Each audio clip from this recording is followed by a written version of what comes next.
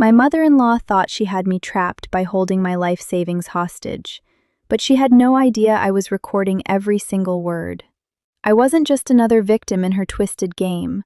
I was the one who had already set her entire world on fire. The fluorescent lights of the grocery store hummed with an irritating, aggressive vibration that seemed to match the throbbing in my temples. My mother-in-law, Galina Petrovna, was currently looming over me like a storm cloud in a beige cardigan, her fingers drumming impatiently against her oversized handbag.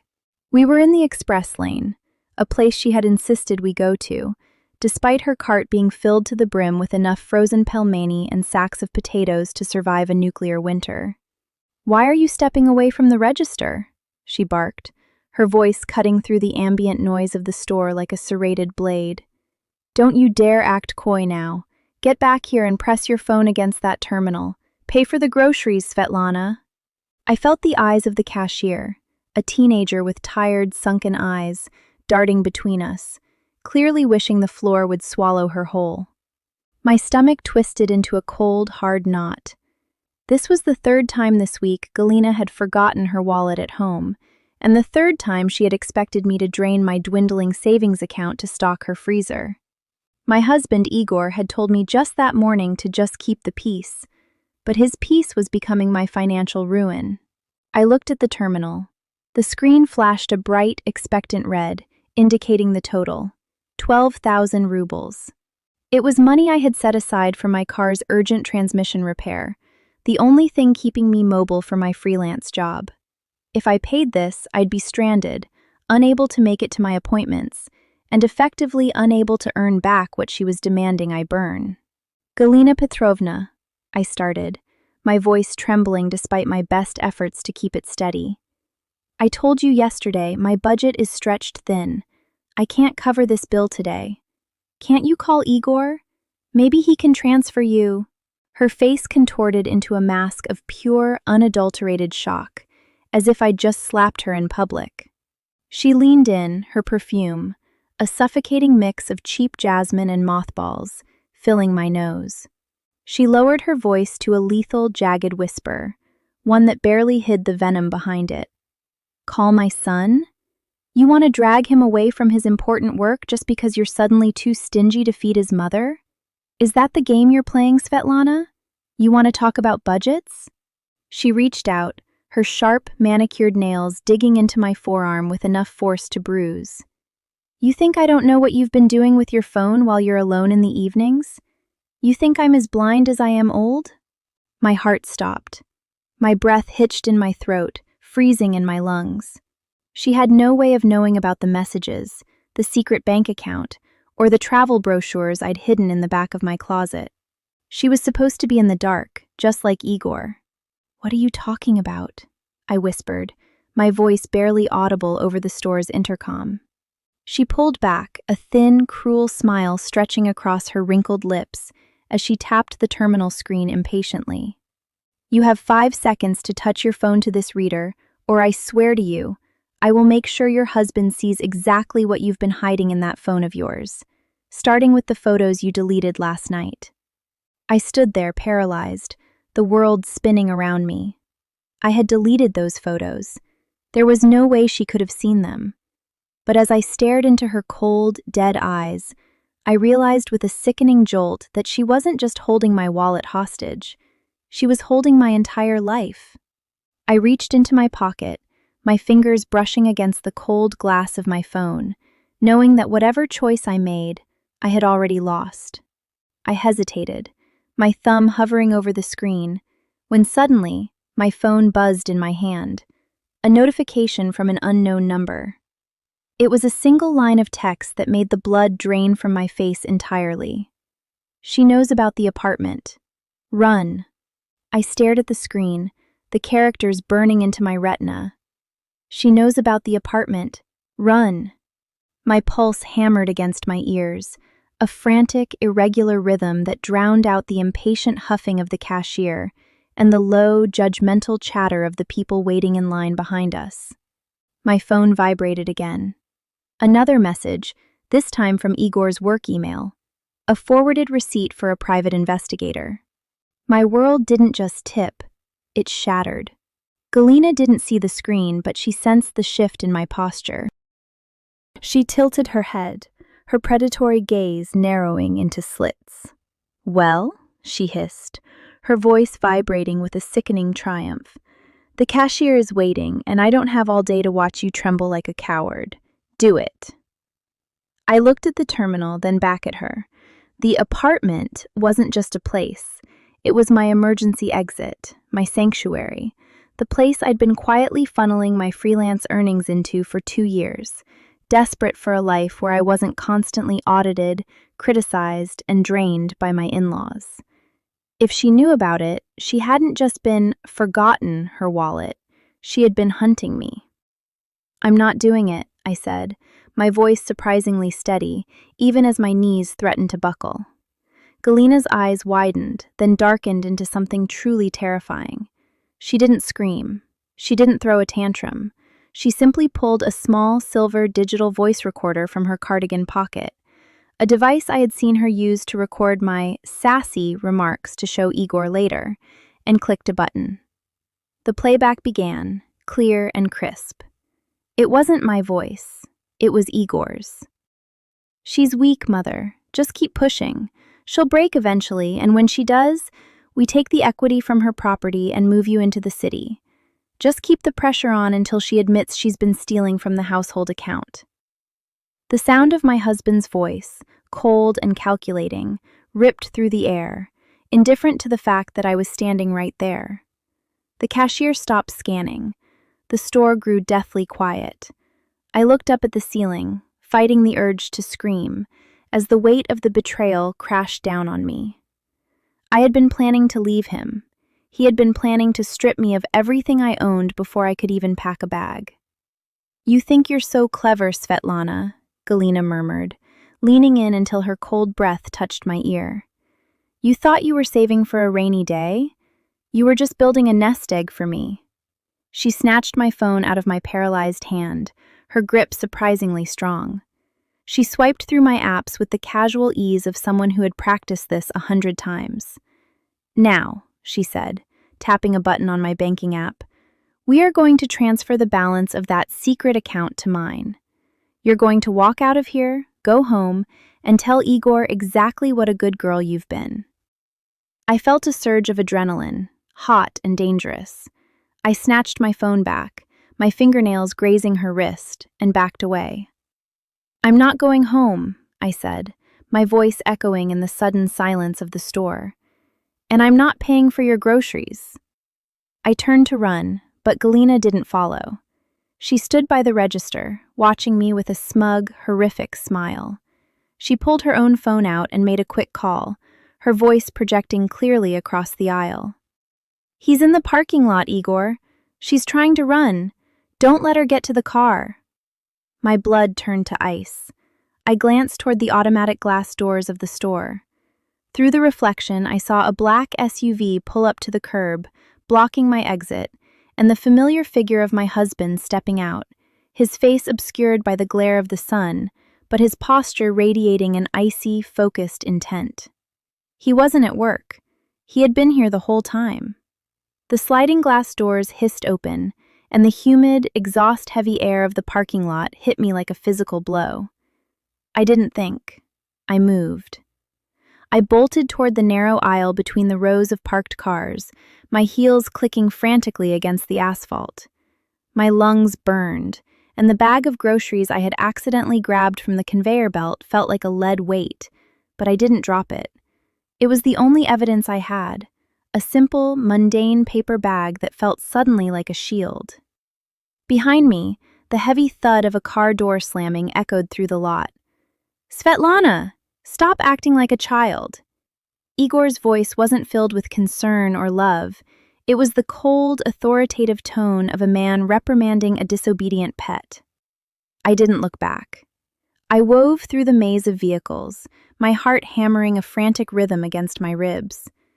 I reached my silver sedan, fumbling for my keys, but my fingers were slick with sweat and shaking so violently I dropped them. They skittered across the pavement, sliding into the darkness beneath a neighboring truck. A shadow fell over me. I said, "Stop," Igor growled, his hand gripping my shoulder with enough pressure to pin me against the cold metal of my car door. He swung me around, his face a mask of calculated indifference. He wasn't angry, he was disappointed, the kind of disappointment one feels when a tool stops functioning correctly. You've made this incredibly difficult for both of us. Do you have any idea how much time you've wasted? You were recording me? I choked out, my voice cracking. You and your mother? Was any of it real, Igor? Any of it? He sighed, an exaggerated show of patience, and reached into his coat pocket. My breath hitched, expecting a weapon, but he pulled out a stack of documents, legal papers, stamped and notarized. It was a marriage, Svetlana, a contract, one that you breached the moment you started hiding assets. You're lucky I'm giving you a chance to sign these over peacefully before I involve the lawyers. It's all here. The apartment, the savings, the car. He shoved the papers against my chest. I looked down. It was a power of attorney and a deed transfer. If I signed these, I would be legally destitute. I would be a ghost. I'm not signing anything, I whispered, though the defiance felt hollow in the face of his overwhelming calm. Igor's smile didn't reach his eyes. He reached into his pocket again, and this time, he didn't pull out a pen. He pulled out a small, black remote fob. You know, the thing about that secret apartment, he said, his voice dropping to a low, intimate murmur, is that I had the locks changed this morning. And because you've been so incredibly careless with your digital security, I happen to have a live feed of your bedroom there. He held up his phone, showing a grainy, high-definition image of my sanctuary. A man was standing in the center of the room, tossing my clothes, my journals, and my hidden cash into a suitcase. Who is that? I gasped, my stomach dropping into a void. That's my brother, Igor replied, tucking his phone away. He's currently clearing out the mistake. You have 10 seconds to decide if you want to sign those papers, or if you want me to call the police and tell them you're the one who's been embezzling from my company accounts.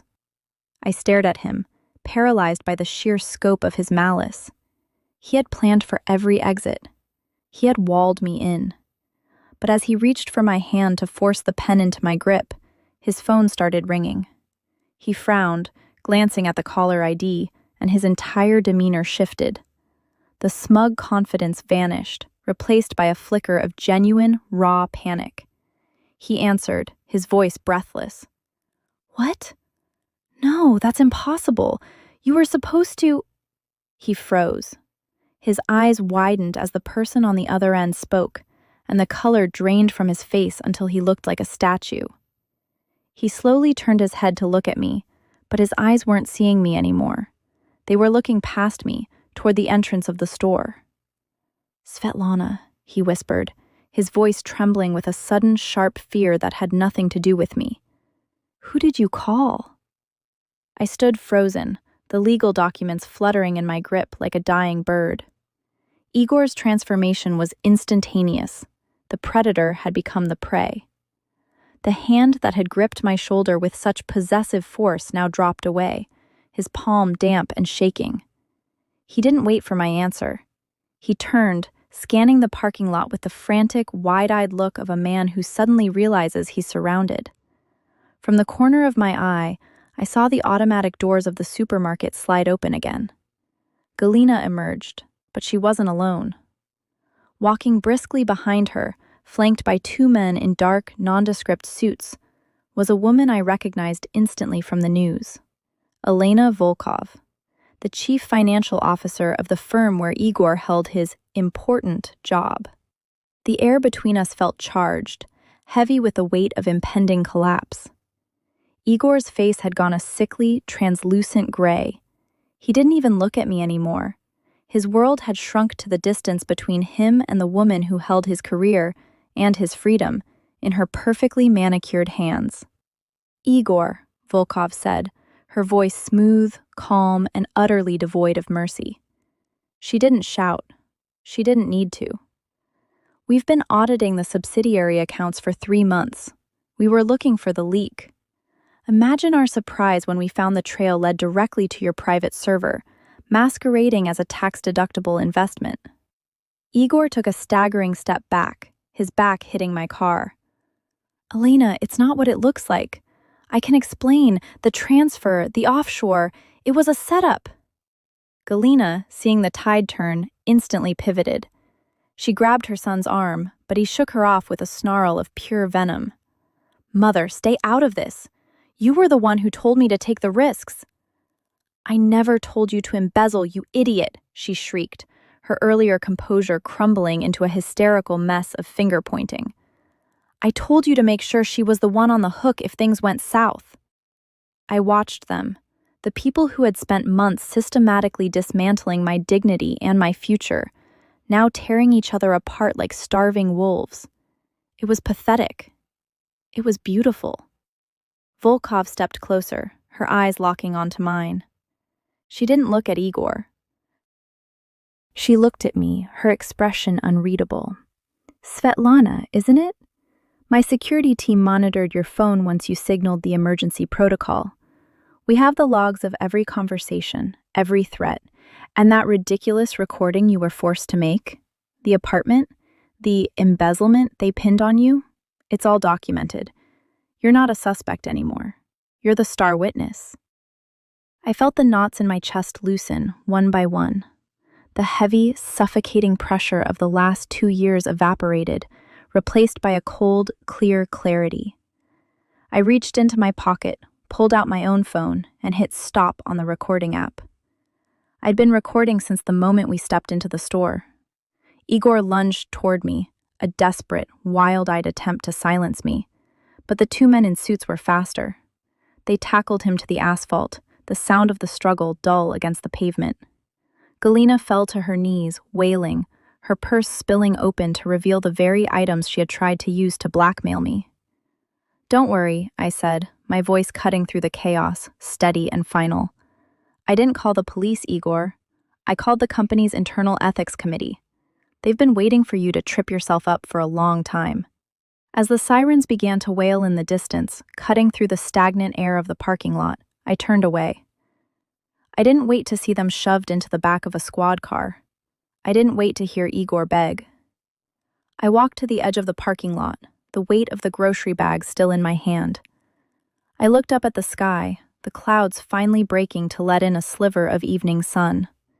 My phone buzzed one last time, a notification from the bank. The secret account was still there, untouched, and my life, which had been reduced to a set of keys and a bag of groceries, was suddenly, terrifyingly, entirely my own again. I didn't look back at the wreckage. I just started walking, leaving the drama, the ghosts, and the misery behind, finally moving toward a horizon where I never had to ask for permission again. Image prompts. 1.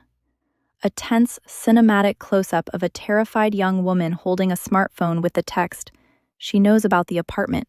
Run," glowing on the screen, reflecting in her wide, fearful eyes, fluorescent store aisle lighting, high contrast, 8K resolution. 2. A dramatic, low-angle shot in a grocery store aisle. An intimidating older woman in a beige cardigan leans aggressively into a younger woman's personal space.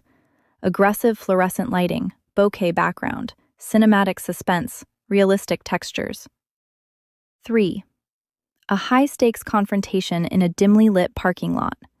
A man in a sharp suit looks panicked and pale as a mysterious, powerful-looking woman in an expensive coat approaches him with security personnel.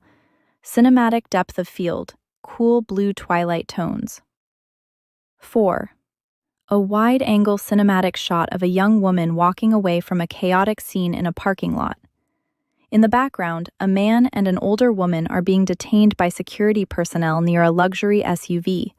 Dramatic sunset light breaking through storm clouds. Atmosphere of relief and freedom.